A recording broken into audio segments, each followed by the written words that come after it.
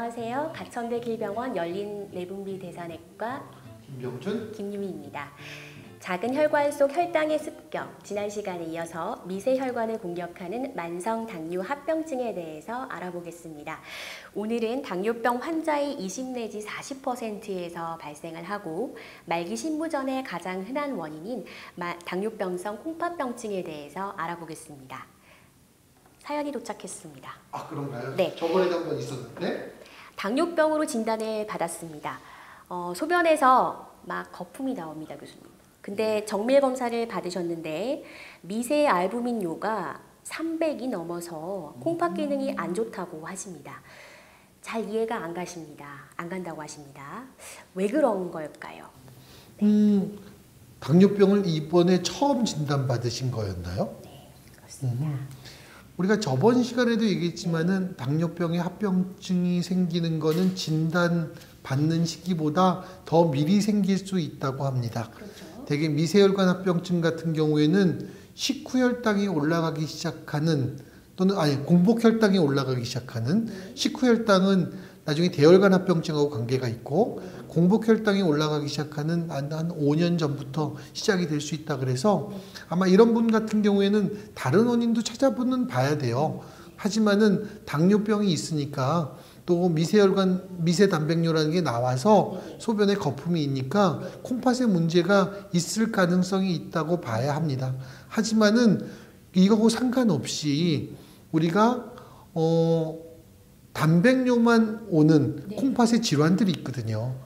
그런 것들이 같이 있을 수 있기 때문에 우선은 당뇨병에 준해서 확인해보고 아니라면은 다른 것도 확인해볼 필요가 있죠.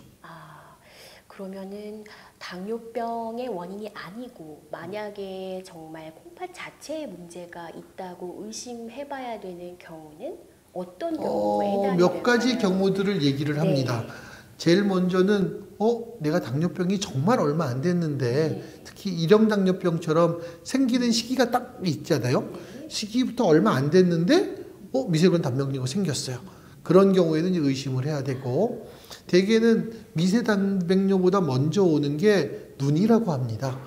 그래서 안저 검사를 했는데 전번 시간에 얘기했듯이 망막증이 없는데 단백뇨만 생겼어요. 그리고 또 하나는 가서 검사를 해보니까 단백뇨만 있는 게 아니고 혈뇨라는 게 같이 있어서 피가 빠져요. 그런 경우 또는 우리가 초음파를 하게 되면은 콩팥이 나빠지면은 당뇨병은 되게 콩팥이 좀 커져요.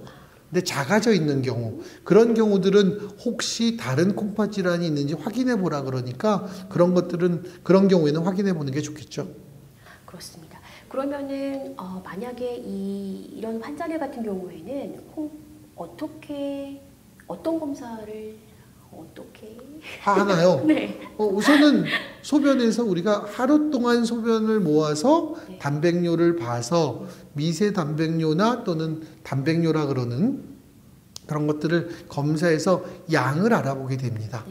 그래서 대개는 우리가 30, 300 그런 수치가 있는데 소변으로 하는 크레아틴이라는 거하고 지금 나눠서 그 수치가 30 이하면 정상, 30에서 300까지는 미세 단백뇨, 300이 넘어가면은 그냥 단백뇨 이렇게 얘기를 하게 됩니다. 역시나 진단 당시에 검사를 진단 당시부터 필요하셨고 최소 얼마의 주기로 검사를 해줘야 대개는 진단 당시하고 대개 1년에 한 번씩은 하고 대개는 콩팥 수치라는 우리가 크레아틴이라는 것들을 피해서 최소한 1년에 한 번은 하게 되는데 대개 저희 같은 경우에는 당화혈색소 검사를 3개월이나 4개월에 하잖아요. 그때 어차피 피검사를 하기 때문에 그때 한 번씩은 같이 하게 되고 그걸 가지고서 혹시 이상이 있나를 판단하는 경우들이 많아서 그렇게 보통 일반적인 혈액 검사를 할 때 같이 하셔도 문제는 없습니다.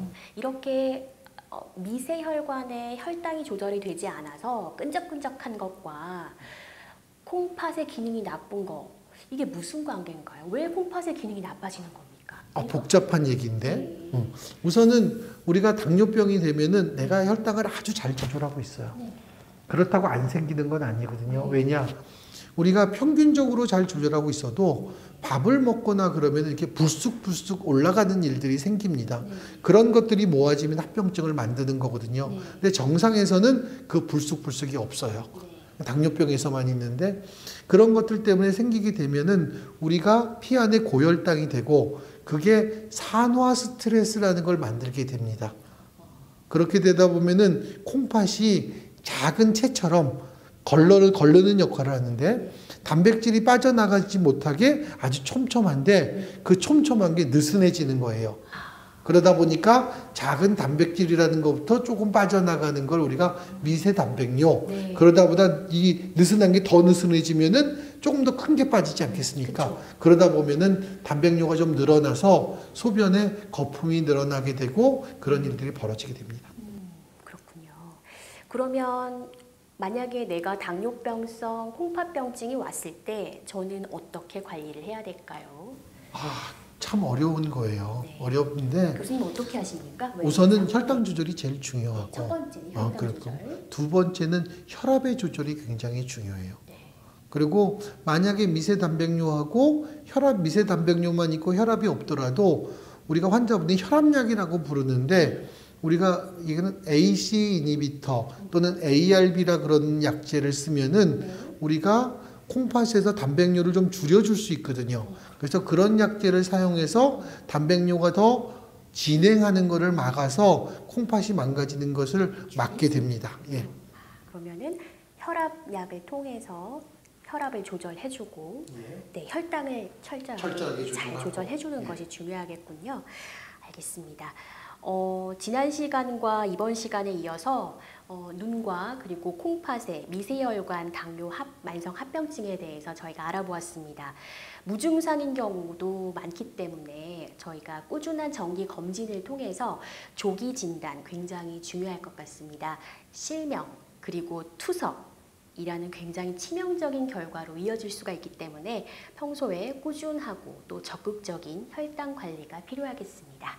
지금까지 시청해주신 여러분 감사합니다. 궁금한 점 있으신 분들 댓글과 이메일 남겨주시면 저희가 성심성의껏 답변 달아드리도록 하겠습니다.